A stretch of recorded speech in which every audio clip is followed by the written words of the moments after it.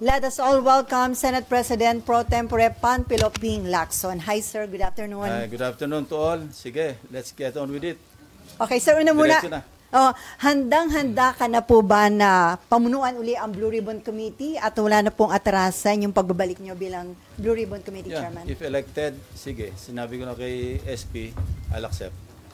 So ready na ho uli kayo sa posibleng pag-question ng ilang senador sa ano magiging decision o hakbang nyo sa investigation sa flood control anomalies? That much diniscuss din namin na pareho pa rin.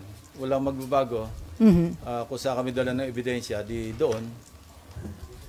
And sir, tiwala kayo na hindi naman madidestabilize ang leadership ni SP Soto once na magbalik kayo bilang Blue Ribbon Committee Chairman? Well, anything goes. Kung doon mapunta, nag-uusap na rin kami tungkol doon. Pero ano yung nakikita nyong chance? Sa ngayon, wala naman po. I don't think so. That much inassure naman ako ni Senate President. Nakausap niya, I think nakausap niya yung mga kasamahan namin. Mukhang okay naman. And then sir, tuloy na tuloy po ba yung panibagong hearing ng Blue Ribbon sa November 14? Hindi ko pa na-coordinate kay Senator Sherwin kasi siya yung chairman ng Finance Committee. Hingin ko yung Friday kung pwedeng ibakante niya. So, tentative pa po yun, sir? Kung mabibigyan niya ng puwang, tuloy yung Friday hearing. And then, marami pong curious dun sa sinabi niyo na isa sa mga invited ay very important witness. Gaano po ba ka-importante ang kanya magiging testimonya, sir? Importante kasi pwedeng ma-wrap up yung lahat ng pwedeng o kailangang malaman patungo pati sa prosecution sa conviction. May mga bago po siyang magiging revelation na hindi pa na-reveal ng mga previous witnesses? Yeah, naturally and surely. So may nagsabit na ho siya ng affidavit, sir? Wala pa. Pinapa-finalize ko yung affidavit within the week. Kasi base sa kwento, saka base do sa mga dapat ebidensya, mga dokumento, ledger, digital files, lahat ng notes. Kasi sabi ko sa kanya, kung magme-mention lang ng pangalan na walang suportang dokumento, wag na lang mag-mention kasi baka makasira lang ng tao. So, maski may personal knowledge, kung wala naman siyang supporting documents, wag na lang magbanggit. Sir, ito yan ang aming usapan. Siya po ba nag-volunteer na lumapit po sa inyo para sabihin mag-testify siya sa Blue Ribbon? May conduit actually na nagparating. Ano po ito?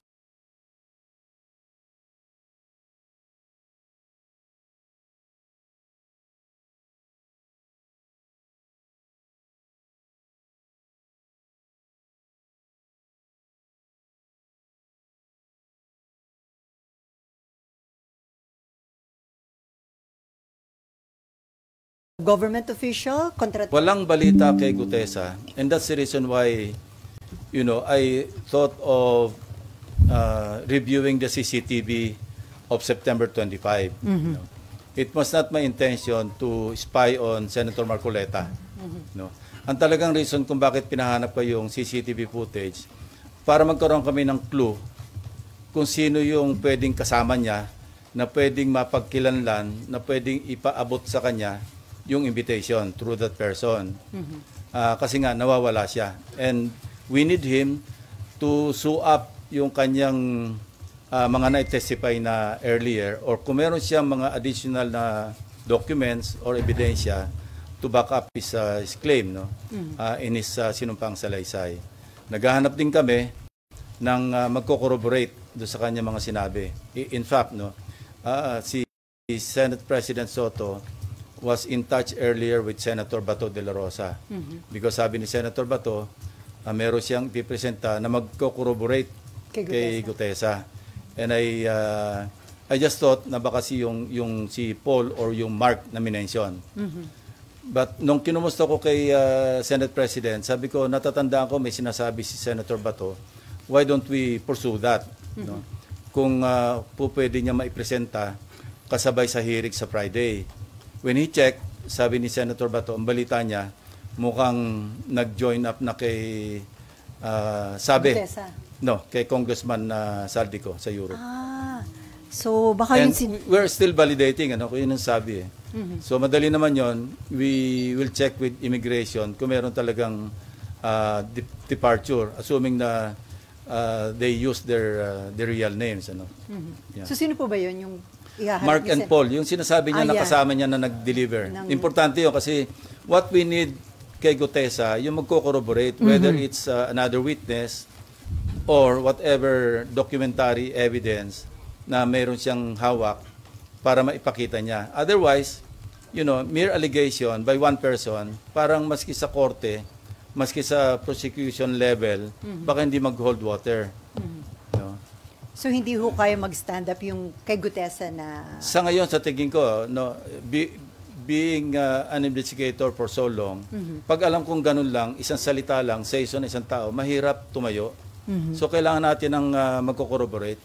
Sa isang interview, sinabi nga ho ni Senator Rodante Marcoleta na nasa Chile na, yung si Mark ba o si... I don't know. Ang pagkaalam ko lang na nag-join daw, sabi ni Senator Bato kay Senate President na sumama na raw kay ex-Congressman Saldico. Pero sir, plano nyo rin po bang patawag Kung may yung information si Senator Marcoleta na nasa Chile, tingnan natin. Basta anything that can really sustain yung lahat ng mga testimonies so far revealed sa mga hearings na nakaraan, we should go there. So kasama po ba yun sa plano talaga ng Blue Ribbon na ipatawag yung sila Paul and Mark ba? Yeah, kasama. Especially Gutesa, para makita natin kung meron siyang mga supporting documents. May mga talks na may pinagtatakpan, merong pinipili, hindi ganon. Maski sa pag nag-resume ng hearings, walang magbabago. Doon sa naunang direction ko noon bilang chairman, na where the evidence leads us, we'll go there. Sir, kinu-question din ni Senator Marcoleta yung aligasyon na pineke ni Gutesa yung kanyang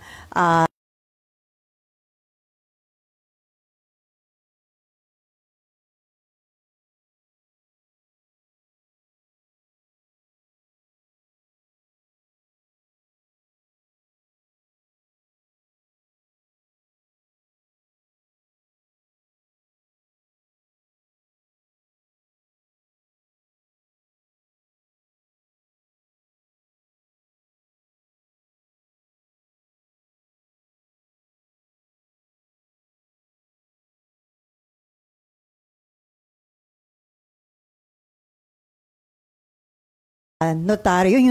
Ang findings niya, kasi pinaforensik niya yung DARD or specimen signatures ni Atty. Spera, kinumpare doon sa question document. Meaning, yung kino-question na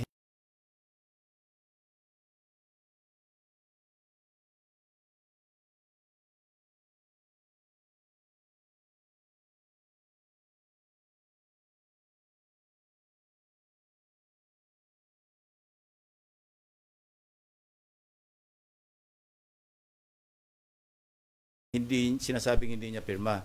Hindi nga nang match eh. Hindi naman kami yung nag-conclude kundi NBI plus yung At yung mga nakadetain po dito sa Senate, sir. yung mga hinahawakan na ng ombudsman at saka yung investigation, kung ano yung kakulangan na pwede ma-contribute pa ng Blue Ribbon Committee sa mga hearings, pwede pa rin namin i-pursue. Pero kung repetitive na at naipadala na, kasi I remember when I gave plus drives kay Secretary Vince Dizon, ito yung pinanggalingan nito, yung dalawa kong privilege speeches. Binigyan ko yung acting ombudsman at that time, si acting ombudsman Vargas. Binigyan ko si dating ICI advisor Mayor Magalong. Binigyan ko si Secretary Vince Dizon. Sabi ko, kompleto na yan. Actually, pwede na ko mag-file ng kaso based on the evidence contained in those two privilege speeches. Kasi kompleto naman talaga yun eh. Videos, documents, yung mga falsified documents, yung pagkasingil, nagbayad, lahat nando naman na. So, I'd like to think na nakatulong yon. Kaya naka-ready na sila mag-conduct ng preliminary investigation. Katunayan, Bulacan saka Oriental Mindoro nga yung inuna nila, di ba? So, but we're not stopping at Bulacan and Oriental Mindoro. Kasi pasok ng pasok lahat yung mga information. Kayo mismo sa media, di ba? Ang dami nyo na nakakalap na ebidensya because people have become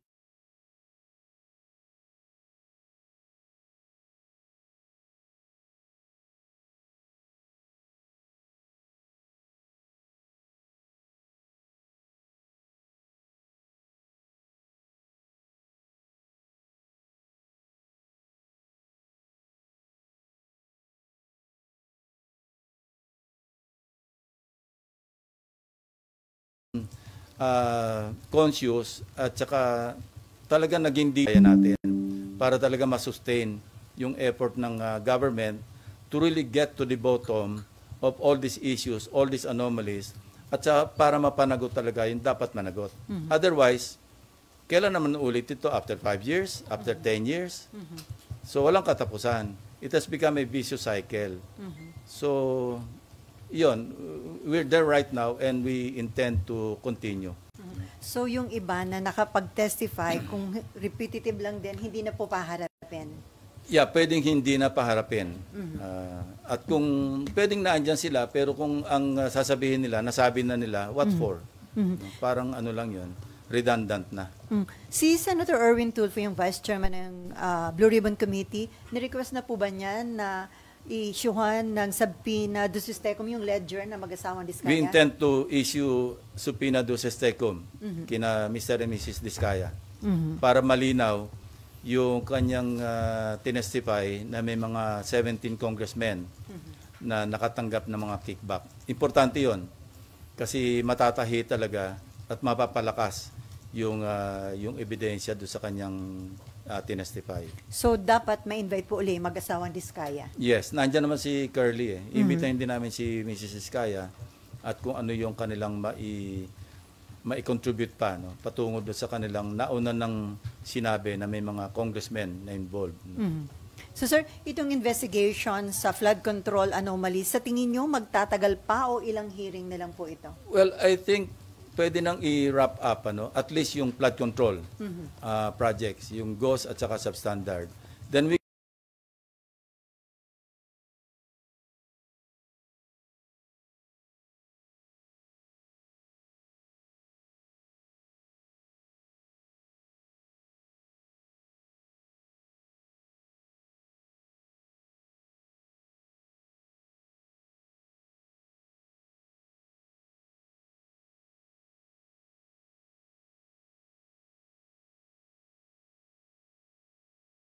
can segue to other. The last time we met with the SP and I think Senator Kiko and Senator Bam, meron kaming kausap who offered mga civilian na who offered to help us scrutinize yung budget. Meron sila mga resource persons na nag-offer ng assistance. So we welcome and marami kaming na-discuss doon. Number one, alisin talaga namin yung unprogrammed fund, no. Ang program appropriations, matitira lang yung sa foreign assisted, no. Of course, yung sa special purpose, yung contingent, yung mga quick reaction fund, hindi naman pwedeng alisin yon kasi paano kung mayroong calamity. Second, yung full transparency, no. Na-discuss na namin ito and we agreed, no, with the Senate President, Senator Gatchalian, na hanggang sa BICAM, fully transparent. Hindi pa lang niya raw na figure out how to go about it. But ang initial step is, hindi na pa pwedeng merong alien na papasok do sa disagreeing provisions. We will limit, for easier monitoring pati, no? We'll just limit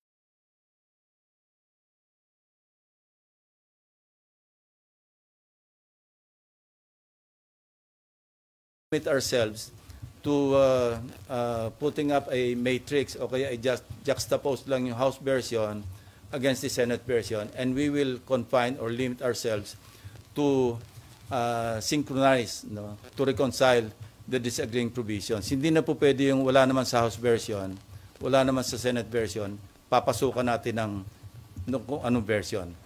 No, wala na yon.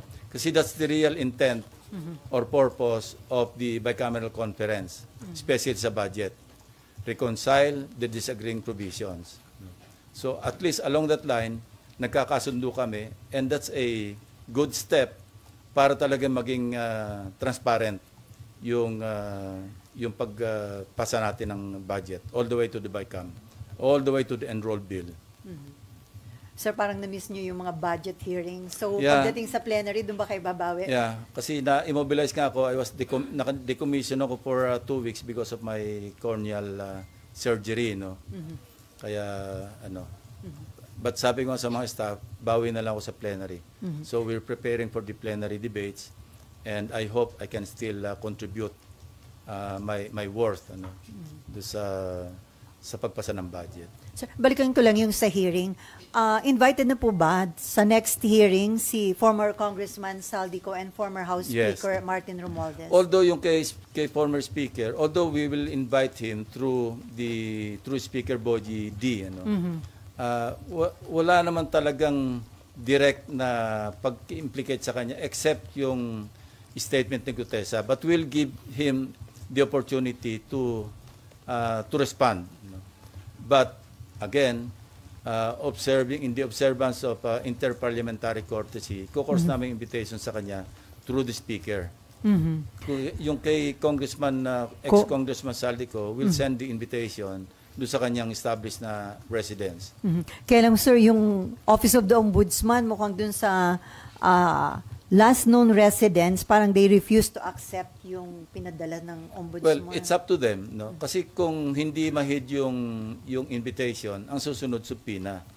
At kung hindi pa rin siya sisipot based on the subpoena, then somebody may move for the issuance of a contempt citation and eventually a warrant of arrest. At yung warrant of arrest, sir, yun, pwedeng hingin ang tulong ng Interpol para arestuhin kung saang bansa siya nandun? Probably, kasi valid naman yung warrant of arrest, yung i-issue ng Senate. So that is as valid as any warrant of arrest issued by the court. I don't know, I'm not sure. But we will try. Sir, may info daw kung sisipot si former Speaker Romualdez sa hearing ng Senate. May advance info kayo, sir? Wala. Iniintay ko yung feedback niya or feedback ni Speaker D. At saka dating Speaker Romualdez din kay SP Soto. Kasi nakipag-coordinate lang ako sa office ni Senate President or kay Senate President himself. Sabi niya mukhang magkakausap yata sila this week. So sabi ko, pakitanong mo lang sa kanya kung gusto niya magkaroon ng opportunity, because this happened before. Ako yung chairman ng public order, na mention yung pangalan ni Congressman Veloso, di ba? And they requested me to be given the opportunity to make their manifestation, and I gave them that opportunity. So if you remember, yung mga naandito previous Congress na yon, di ba pinagsalita namin si Congressman Veloso, si Ching Veloso. So pwede niyang gawin yun, At kung gusto niya sagutin yung mga allegation, in fact, we're thinking of sending subpoena do Stecum do sa contractor na naggagawa ng renovation noong bahay sa 42 McKinley Road, at saka yung security agency na naggugwardya ron. So kung meron silang logbook, ipapadala namin yung logbook dito to find out if indeed, between the period December 2024 hanggang August 2025, I believe yun yung period na sinasabi ni Gutesa na nagde-deliver sila ng pera doon sa 42 McKinley Road. At kung meron sa logbook na may mga pumasok talaga mga sasakyan, mga vans or convoy of vehicles, then that's a strong supporting document to buttress yung testimony ni Gutesa, even without Gutesa coming back to testify, I think. Because remember, yung kanyang sinumpang salaysay na naging questionable o forged yung notaryo, that's invalid as far as yung kanyang sinumpang salaysay kung gagamitin ito sa other sa prosecution. But as far as the Blue Ribbon, yung kanyang sinumpang salaysay as read doon sa kanyang sinumpang salaysay na written, valid yun because he was administered this oath, and ang presumption is totoo lahat yung sinabi niya sa Blue Ribbon hearing noong September 25. So sir, hindi applicable kay former Speaker Romualdez yung pwedeng gawin kay Saldico na kapag hindi humarap, i-issue ng sabpina, kapag hindi pa rin humarap, ay pwedeng congressman contempt. siya eh. So hanggang invitation lang ang pwedeng gawin ng Yes, Senate. through the Speaker. Sabi ko nga, interparliamentary courtesy. And by the way, I'd like to clarify, yung interparliamentary courtesy, ito'y binibigay do sa institution, hindi sa tao. Kaya nga interparliamentary courtesy kasi courtesy yan ng Senado sa lower house and vice versa. Anyway, okay. Amor? Marlon? RG? Okay, si Camille. Nahin natin, Amor. Apo.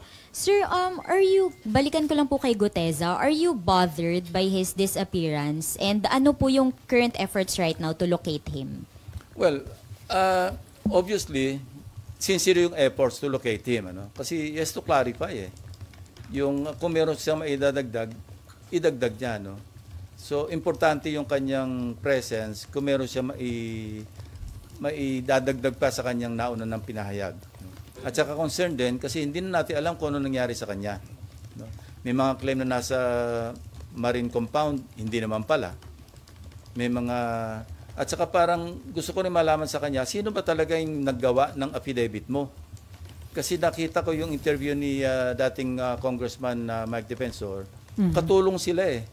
Sinasabi niya na they helped Gutesa draft his affidavit. So, kailangan maklarify din yun. Hindi ba ang sariling gawa ni Gutesa yung affidavit? Kung hindi niya sarili, sino yung mga tumulong sa kanya na maggawa ng affidavit? Ano po yung basa or tingin nyo, analysis nyo dun sa situation? Is he hiding or meron po bang nagtatago sa kanya? Hindi ko alam. Yung guess mo is as good as mine. Kasi wala nga nakakalam, tahimik na tahimik. Alam nyo, ganito lang yan. Kung ang hangad mo, mag-prosecute talaga, makapagpa-convict talaga, dapat hindi siya nawawala. Kasi ang pwede lang mag-prosecute sa kanya, DOJ or Ombudsman. Hindi siya mahanap ng DOJ. Hindi siya mahanap ng Ombudsman. Kung ang intention mo, magpropaganda lang, diyan ka sa Blue Ribbon at mawala ka na. Kasi yun lang eh. Sa ngayon, di ba, nagkaroon ng isipan sa mga kababayan natin na siya lang ang nakapag-implicate kay Speaker Romualdez. Yung although kay Congressman Saldico, hindi lang siya, ang dami pang ibang nag-implicate sa kanya, nauna na. Pero ang importante rito, in-implicate niya si dating Speaker Romualdez at nag-iisa siya nakapag-implicate. Pagkatapos nawala siya. So kung ang hangarin mo is talagang logical conclusion, which is to prosecute and convict former Speaker Romualdez, dapat nandito siya.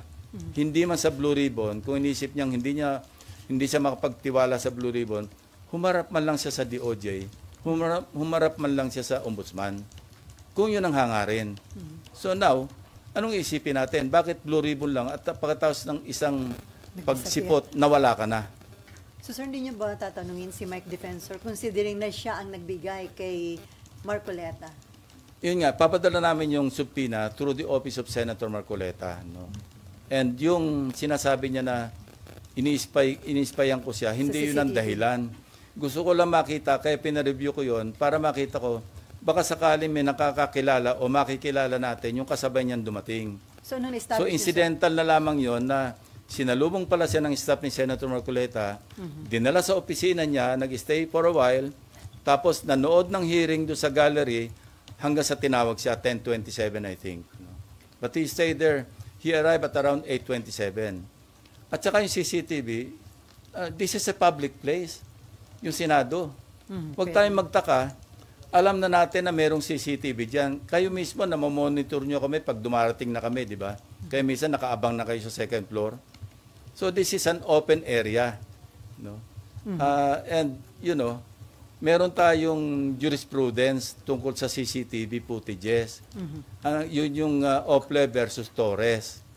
Ang tawag doon, ang doctrine doon, yung reasonable expectation of privacy. Meaning, pag nasa public place ka, i-expect mo naman na yung privacy mo mako-compromise, no?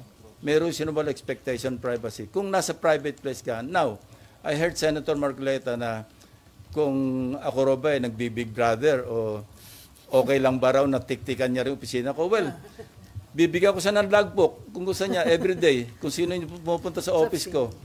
At walang contractor na pupunta doon. Wala maski sino pupunta except mga official business. Public place to eh. Wag tayong maging onion skin na lalabas yung mga bisita natin o kung sino yung mga pinatawag natin dahil CCTV yan eh. No?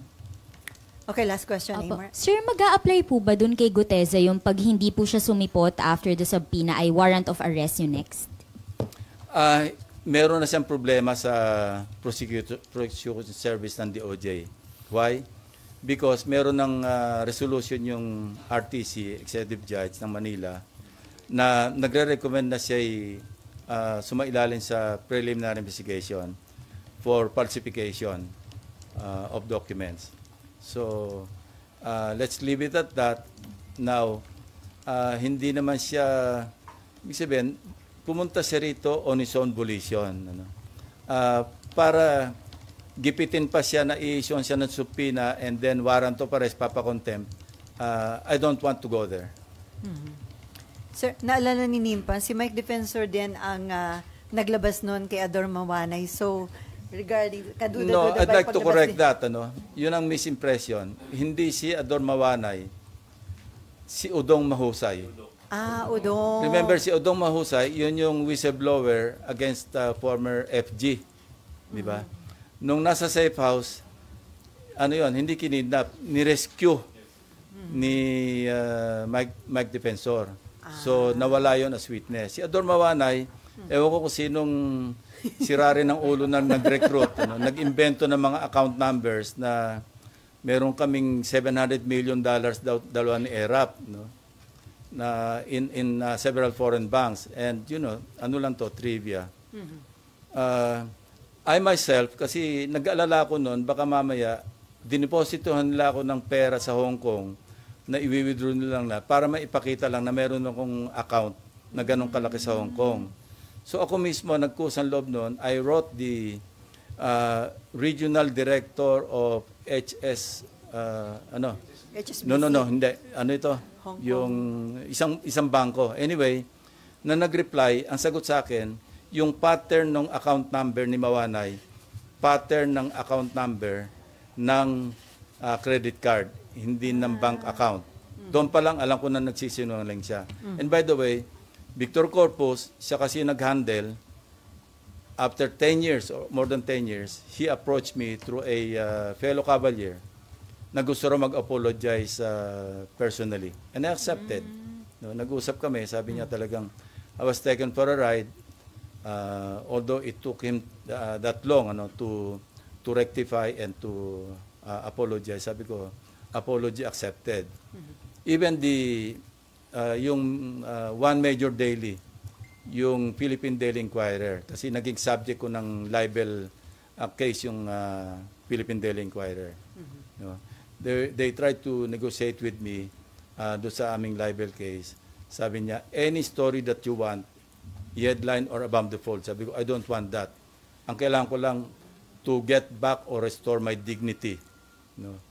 Maggawa lang kayo ng konting erratum, public apology, kasi talagang for the longest time, yung nagsuffer ako ng gusto. So, this is nothing new to me, yung nangyaring ganyan na nagre-recruit ng witness, nakapanira ng tao, because I've been there.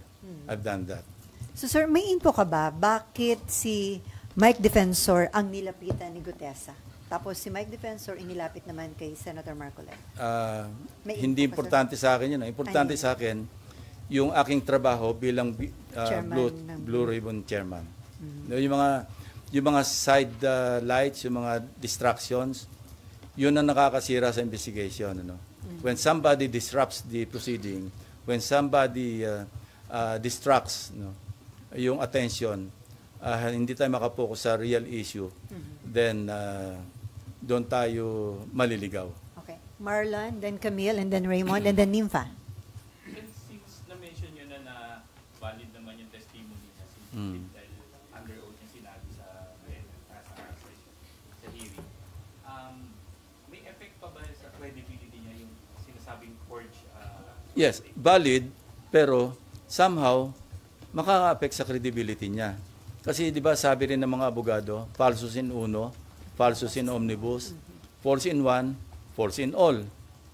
So, hindi ko sinasabing hindi totoo yung sinasabi ni Gutesa sa kanyang affidavit o sa kanyang pagsasalaysay sa Blue Ribbon Committee.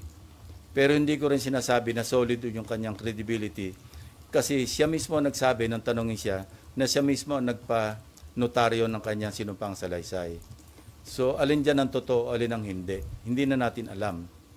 And doon din, pag hinimay natin yung kanyang statement, minsan box, minsan maleta, no? Tapos parang hindi kakasya doon sa sinabi niyang isa o dalawang vans, yung iba SUV, hindi kakasya yung 46 na maleta, parang hindi kakasya doon. So these are, if we examine the testimony o yung kanyang yung as narrated, titingnan natin lahat yon. And paggawa ng committee report, pati sa recommendation, kung sino ba yung papelan ng charges, all those things will be considered. Sir, tinry niyo po bang lapitan o kausapin si Senator Marcoleta since siya yung nagpresenta, baka siya yung dapat mag-exert din ng efforts to locate yung witness niya? Hindi kami nag-uusap Sir, basta papadalo ko lang subpoena sa office niya. Bahala siya kung gusto niya produce niya. Sir, is there a need to invite then si Mike Defensor and then another si Hindi Congress? na, madidistract lang Let's focus on the issue at hand. Ang issue rito, flood control anomalies. Mga ghost projects, substandard na projects, hindi lang flood control, pati yung buong national budget natin apektado. Pati yung buong bansa natin apektado. So let's not be distracted by the presence of Mike Defensor, kung sino-sino man. Ako, I'd rather stay focused on the issue at hand. How about Sir si Congressman Eric Yap na binanggit din ni Gutesa dun sa affidavit niya? Well, we can send the invitation to him through the speaker, kasi incumbent naman siyang congressman. Sir, balikan ko lang yung very important witness. Gaano siya kahalaga dun sa Mahalaga. sa puzzle? Mahalaga. Wala. Ibang details, sir. Pwede. Basta mahalaga. Aabot naman tayo doon. Alam nyo, Christmas is just around the corner. Yung November 14 is much, much closer a corner Just wait. than Christmas. Hintayin na lang natin. Okay. Sino ba? Camille, Raymond, Nympha, and then Mav.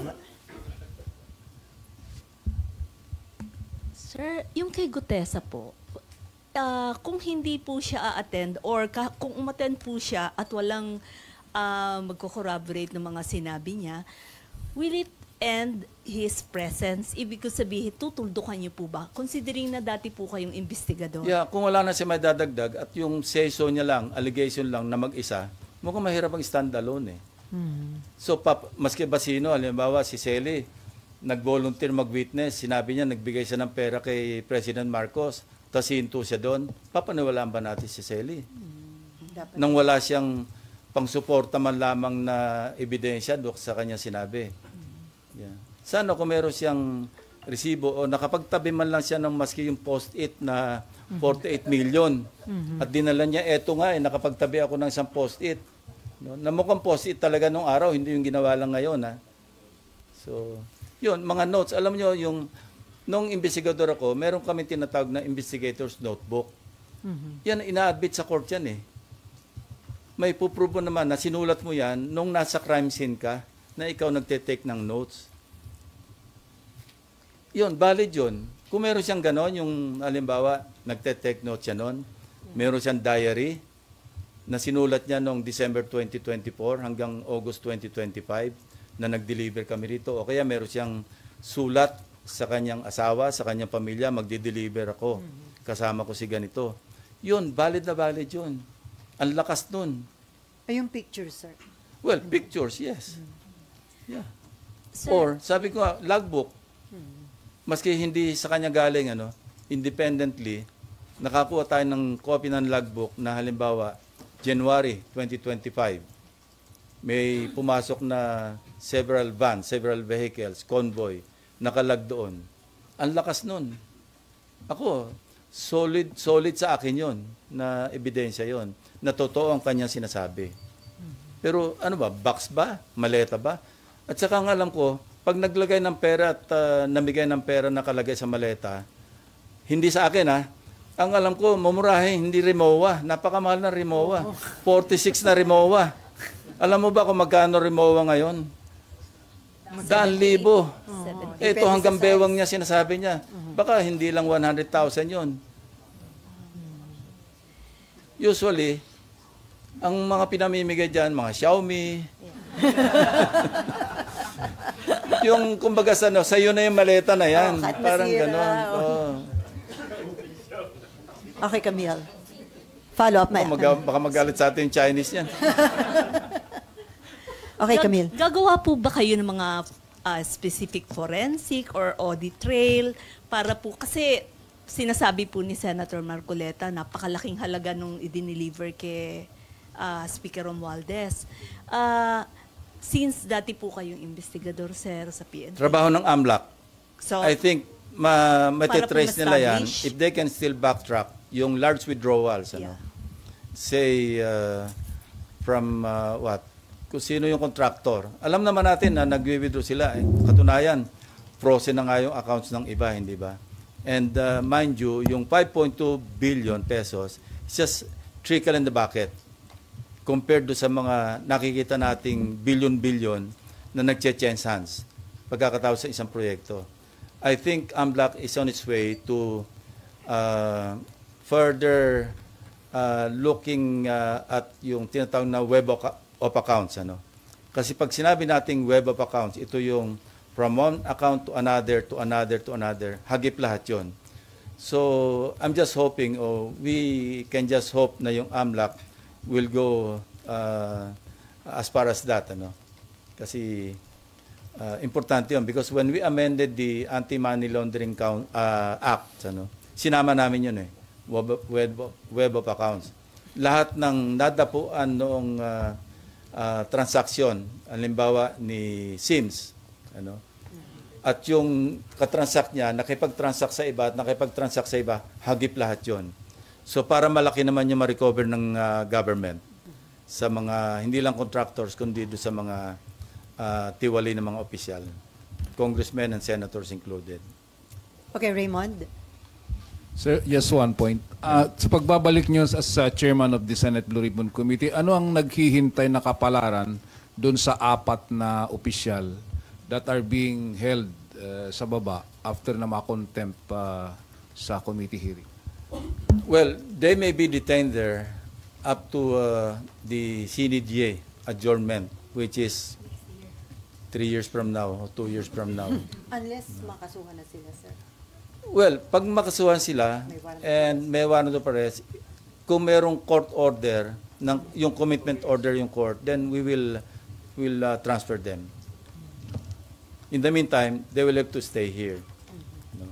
Mabuti na rin yan para kung kailangan din sila, at least madali silang escortan ng OSAA. Ginagawa namin yan Ine-escortan sila sa ICI, ine-escortan sa DOJ, or kung ano yung agency na nangangailangan sa kanila. Okay, Nympha. And then Mag. Afternoon, sir. Sir, dun lang sa particular sa budget po ng DPWH, ngayon, sir, meron na ba kayong ginawa, sir, na pag-aaral kung magkano yung dapat na batapyas, magkano yung dapat na ilipat based sa inyong studies? Actually, meron na. Noong nag-revise yung DPWH, di ba tinanggal lahat yung flood control? That's 255.5 billion. Tinetrace namin kung saan napunta. Kasi walang naiwan doon sa 255 or so billion pesos. Kung saan napunta. And we're trying to find out kung saan. First, in fairness, kasi yung PhilHealth, merong 60 billion na pumasok doon sa House Gov. on top of the initial 112 billion na naka-appropriate do sa NEP, nadagdagan pa ng 60. That's good.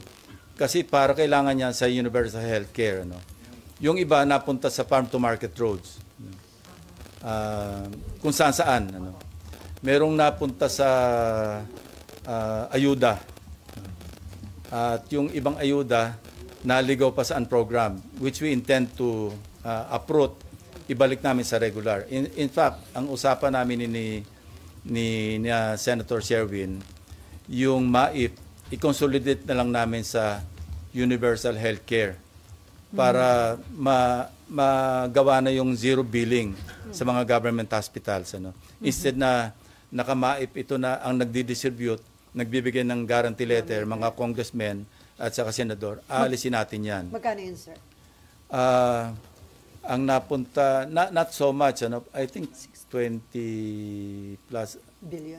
Nasa amin yung record. Anyway, billion din yung nailipat sa MAIP. Merong nailipat sa AIX. Ano? Ang intention namin ngayon is to consolidate all these, mga gumagala-gala na mga pang-social services under 4Ps. No? Kasi ang 4Ps, 4Ps pa lang siya, sabi ko 112 billion. So pagka na-consolidate namin lahat yung mga naligaw na nanggaling do sa 255, makukumpleto siya, abot siya ng 193 billion. Ang 4Ps, ano naman, may livelihood, di ba? May education din dyan. Meron din diyang parang ayuda sa mga naghihikaos na mga pamilya. At least yon, may programa, merong vetting, tapos may graduate, no? Meron talagang enrollment. Kesa naman doon sa naliligaw na kung sino lang yung nagdi-distribute at hindi naman qualified yung iba. So yun yung mga napag-uusapan namin na pagbabagong gagawin sa budget. Opo, sir, ibig sabihin, kung i-consolidate na lahat ng mga ayuda, by next year o under the 2026 budget, wala na dapat na ini-issue ang mga senador na mga guarantee letter? Dapat wala na. Hindi naman talaga dapat eh. Kasi wala kaming pakialam sa implementation. Yan nga tayo nagkakaloko-loko. Pag nakialam sa implementation, ang mga mabatas, ang trabaho namin is mag-legislate and mag-oversee, sa oversight. Ano? Pero not to implement. Kaya nga nawili, ito yung isang tatanungin nga namin, ako particularly, paano parang turo-turo na lamang yung nagbagsak ng proyekto, naghanap ng budget para sa proyekto na parang wala nang pag-aaral. Di ba? Yan ang testimony ni Alcantara, ni Bryce. Parang turo-turo na lamang. Kailangan ni Senador so-and-so na ganitong halaga. Hanapan mo nga dyan. Hindi ganun dapat. Kaya nga napunta na sa GOS, napunta sa substandard. Kasi wala namang pag-aaral. So by the way, correct ko yung sa PhilHealth, hindi pala PhilHealth yung 112. Ano? Yung PhilHealth, yun yung nadagdagan ng 60 from the 255. Meron yatang initial na, I think, 53. Plus, meron pa diyang sinauli under the 2025 na 60. So at least mayaman yung PhilHealth. Ano? Hindi na kailangan yung MAIP kasi kung mayaman yung PhilHealth at suportado yung Universal Healthcare Program, may zero billing tayo sa mga government hospitals down to the city or municipal hospitals, regional, provincial, and so forth and so on. Because that's the essence of the Universal Healthcare Act. Ano? Yung maging lahat ng barangays covered. Kasi I remember when we passed that, ano yan yung kanyang, yung low, medium, saka high yan Yung sa low, parang pilot lang yung mga barangays. Tapos sa medium, parang selected barangays. Yung high, ito yung all barangays should be covered. Nag-graduate tayo from low to medium, parang bumalik tayo sa low Kasi nawala ng pondo So mali. Para ano pa yung mga batas na yung tulong-tunong, meron silang nilagay na 2 billion. Ano ba itong tulong-tunong? Ito na naman yung turo-turo Di ba? Scholar din ng mga legislators. So ilagay na lang natin sa tertiary education. Meron naman tayong, di ba, Pre-Tertiary Education Act na ang iba namang beneficiaries doon nanggaling din sa 4Ps. So gawin natin parang holistic at saka systematic at saka well-studied yung paglalaan ng mga pondo. Hindi yung whimsical, arbitrary, at saka patronage ang background. Sir, clarify ko lang po. So, next year, wala na dapat yung mga, hindi na pwede dapat ang mga senators and congressmen na mag-endorse ng medical assistance like heart center Well, and pwede all, naman sila scholarship. mag-endorse sa mga agencies. Halimbawa, may lalapit yan sa amin. O di, sumulat na lang na pakitulungan nyo ito at kung may pondo dyan, hindi yung mismong yung magagaranti letter papuntang ospital. Oh. Sir, nagbibigay sir ng amount kasi po eh.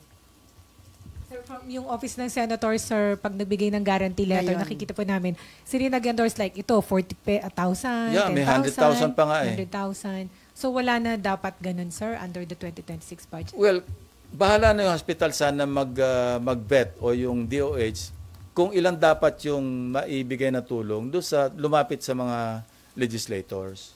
May medical abstract naman yan eh. Tapos merong barangay certification na talagang indigent yung pasyente, hindi ba?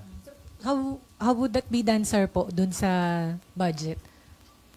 Well, pag May- inilagay may- natin sa universal healthcare, Ilipat. tapos inilagak natin sa mga hospitals, ngayon pinag-aaralan naman yung pattern eh, kasi may historical naman yan eh, na kung saan yung hospital na malaki volume, no? Kung saan yung maliit lang yung volume. So, yun ang pag-aaralan para doon i-appropriate sa mga hospitals through the DOH. Okay, isa na lang. So yung sa Farm to Market Road, may napansin po kasi si Senator Gatchalian at nakita nyo rin ho ba ito na dumoble, sir, yung allocation under GAB? NEP versus... lumaki. Actually, maraming nare-align papuntang farm to market. Ang tanong dito, nanggaling ba sa DA ang listahan nito? O sa mga congressmen na napunta sa House GAB? Yun isang tanong. Nakikita ba kayong pattern, sir? Baka nagsuswitch from flood control to farm to market roads? Alam nyo, because of the developing issues, sobrang tapang, sobrang takaw na lang yung mag-i-insist pa rin. Wala nang kabusugan at wala nang katakot-takot yun. I'd like to believe na magse-self-reform. No? I'd like to believe na magse-self-reform naman. At least for a while, maglelo. Pero yun nga, sir, dinoble pa rin yung sa farm to market road. Meron ba kayo nakitang suspicious dito, sir? Or wala masamang... Ha? Oh, Kaya nga, not checked by all the DA, more. sir. Kaya nga unang tatanungin saan ba nanggaling ang listahan itong mga items na nadagdagan ng pondo para sa farm to market? No? Kung hindi ma-justify, sir, ano pong Kung hindi ma-justify ng DA, tatanggalin natin. sabi nga po ng DA, sir, sa budget hearing hindi nila na-vet We will yun. formalize it in the plenary. Tatanungin natin yung sponsor, the DA through the sponsor. Pag sinabing hindi, dati ko naman ginagawa yan eh. Tinatanong ko yung sponsor, alam ba ng DPWH itong project nito? Pag sinabing hindi, pinatatanggal ko, nakangiti naman yung department secretary. Kasi lumalaki yung kanilang unused appropriations pag hindi nila alam yung project. Ito nga, from 2014 ba? Basta for a certain period, ang unused appropriations natin nasa mga 385 billion a year. Yun ang average. Why? Because the agencies, the implementing agencies, hindi naman kinoconsult ng mga legislators. Realign lang sila ng realign. So hindi alam paano implement. So gawin natin talagang systematic at saka pinag-aralan talaga. Okay, before Mab, speaking of 2026 budget, Sir, si Presidente, inutusan niya yung mga other agencies na i-reduce yung cost of for construction materials by as much as 50%. Yeah. Yung mga may infra projects like DepEd, DA, DILG, Department of Health. So magandang hakbang po ba yan para maiwasan na itong mga issue ng katiwala? And rightly so. No? Dahil nakita naman natin talagang ino-overprice nila yung estimate pero hindi pa rin nagkakasya. Parang tira sa taas, tira sa baba, di ba? Mm-hmm. Meron na silang savings sa overpricing, tapos mag-ghost pa sila. Mm-hmm. So, tama yon, no? And we should all support that, at least yung Congress. So possible na bumabaho yung budget allocation ng maraming government agencies? Yes. Tama. Kasi mababawasan yung overpricing eh. At kung hindi yun i-realign, pwede ho yung, magkano ba? 6 point something trillion bumaba. Yeah, lilit yung deficit natin. Magkakaroon tayo ng savings dahil yung dahil nabawasan yung cost, di ba? Okay, Mav. Sir, babalik lang po ako sa Blue Ribbon. Sir, kasi po di ba naalala niyo yung sa Bulacan Boy, sabi nila 4 silang naghahati-hati dun sa bayan. Pero yung 3 lang nga nandyan, never po napatawag si Engineer Paul Duya, patas si Yusek Bernardo, may binabanggit siya na Engineer Dumasig naman daw. Ito Kasama po bang yun. dalawang to? Nandiyan si Dumasig nung last hearing. Opo.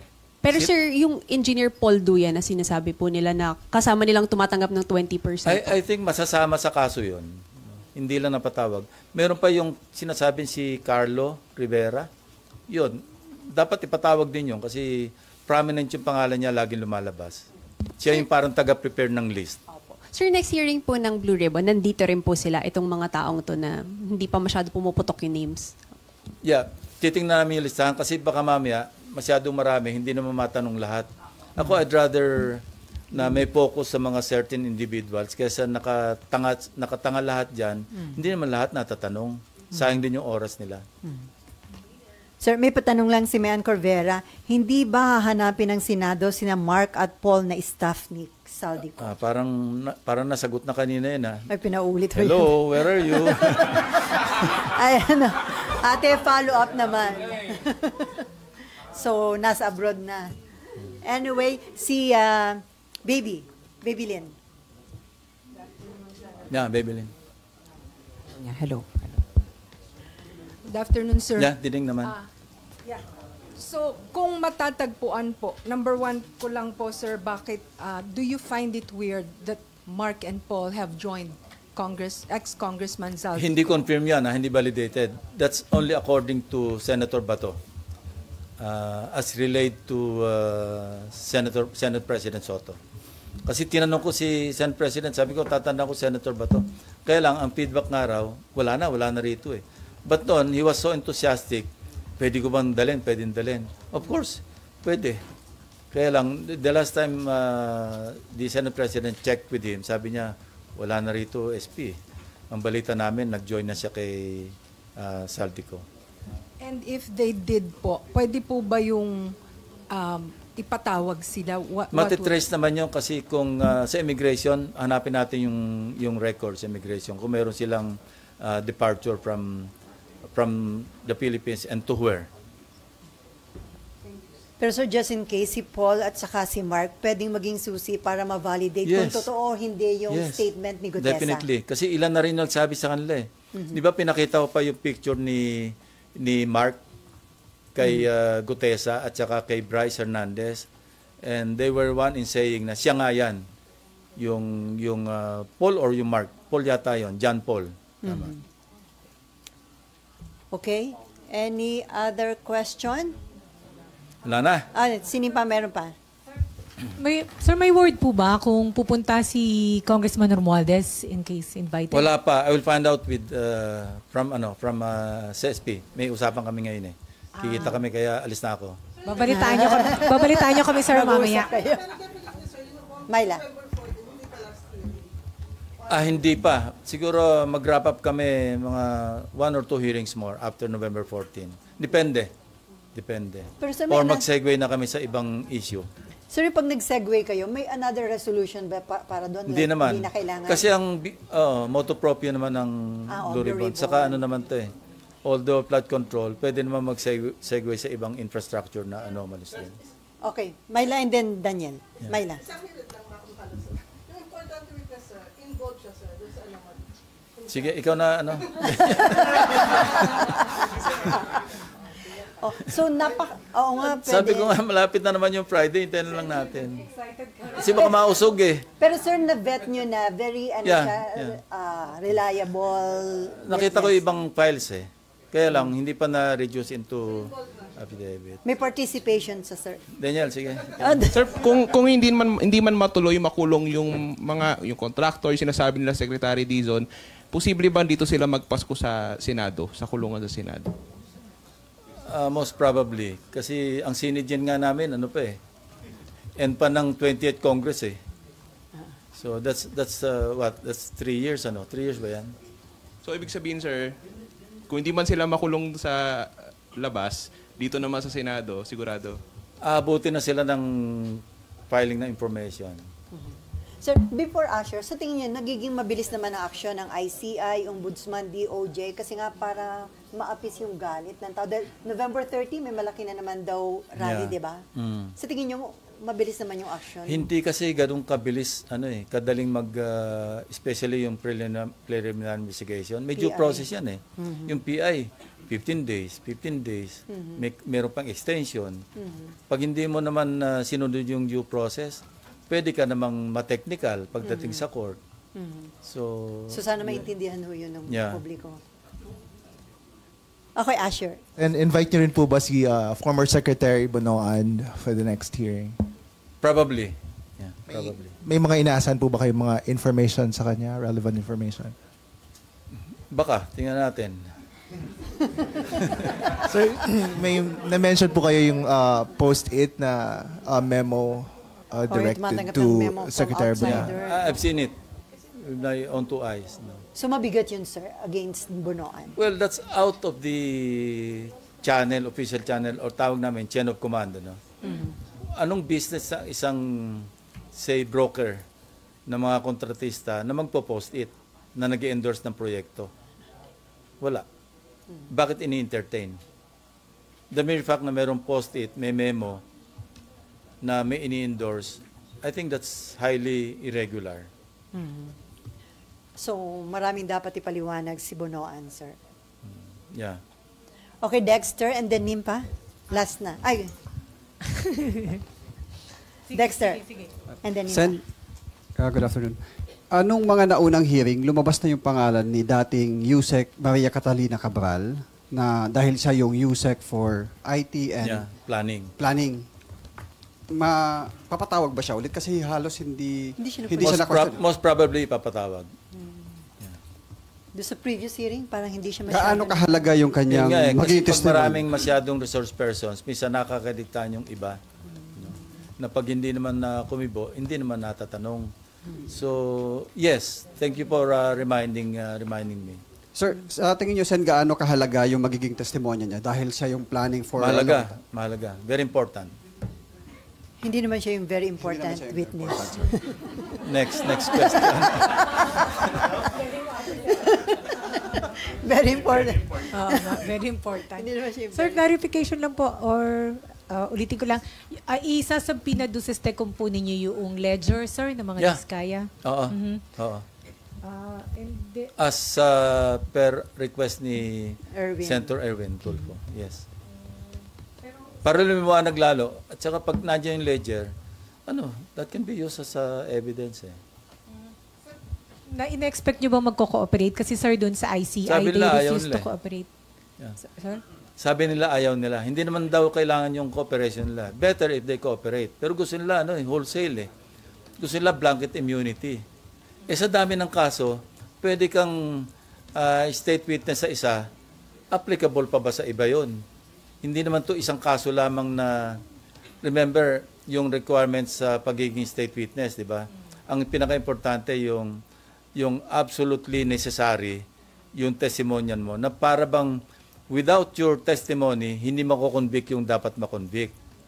So, pwedeng pumasa doon, pero again, may co-corroborate ba yun ng ibang ebidensya? Requirement din yon. Yung not the most guilty, madali-dali yon. Pero on a per case basis, mahirap yun kasi iba-iba eh. Pwedeng pasado ka sa absolute necessity sa isang kaso, hindi ka na mapapasa kasi merong ibang testigo naman doon. So pwede ka makonvict sa iba, pwede ka state witness sa iba. So sir, ano po ang gagawin ninyo, sir, ng committee kung hindi na sila mag-cooperate, hindi bigay yung ledger? Ganito yung deal. Ako kasi, pagka kumakausap sa witness, gusto ko yung full disclosure. Ayoko nang may pambobola. Ito yung sinabi ko lang na guidance. First, yung sinabi ko kanina, kung magsasabi ka ng pangalan, siguraduhin mo meron kang backup document. Pangalawa, walang maipapangako sa iyo na siguradong state witness or ito yung mga options. Pwedeng ma-discharge as a state witness.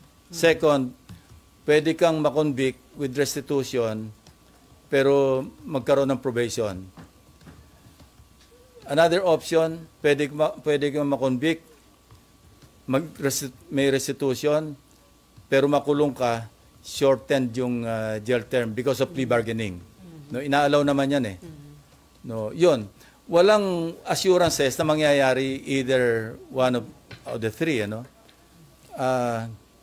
Now, it's up to the resource person or witness kung gusto niya talagang mag-witness, ano? Pero ang nangyari kasi when confronted with strong evidence, mag-iisip din talaga eh.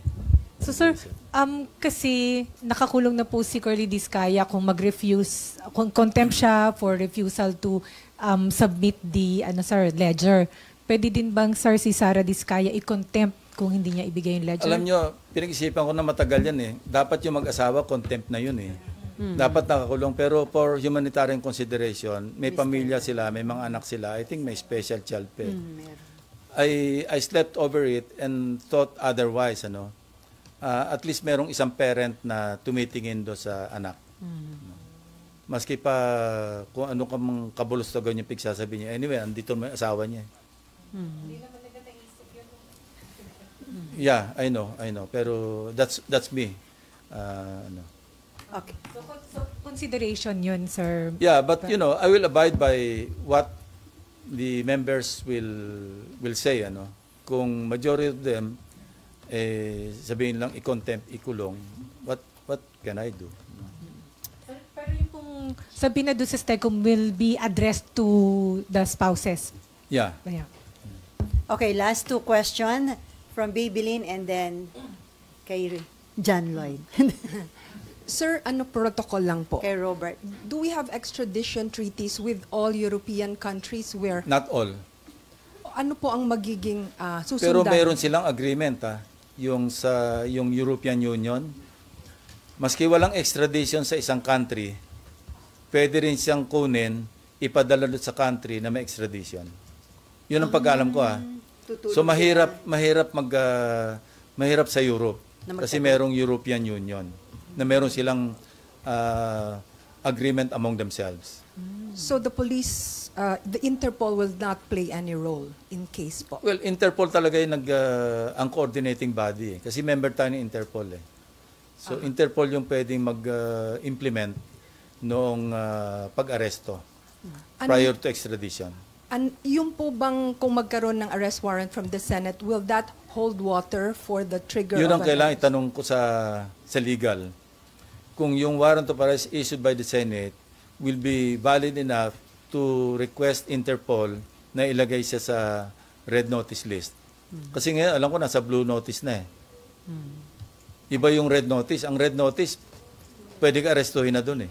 Yung blue, alam ko, monitoring eh. So sir, sa Chile, wala tayong extradition treaty? I'm not so sure.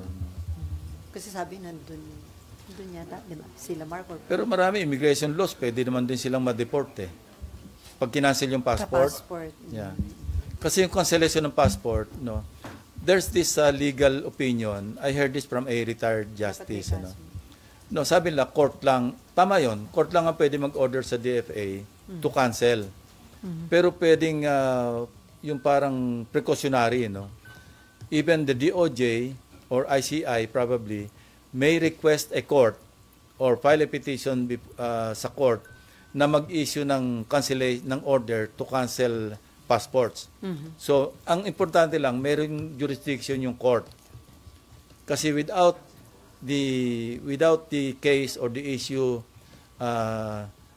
na may jurisdiction ng court, hindi pwede mag-act yung court syempre.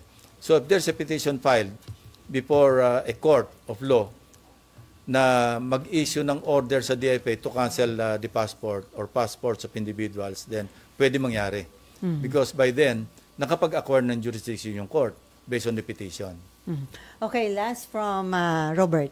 Hi sir, good afternoon. Regarding lang po dun sa very important witness, just to justify yung our report lang po, meron po ba siya mga bagong names na ididiin na involved sa anomalies or may mga nag-appear na names na sususugan niya with evidences including senators and congressmen? Both. Sir? Pati lawmakers po? Hindi, both. May bago sa kami dati.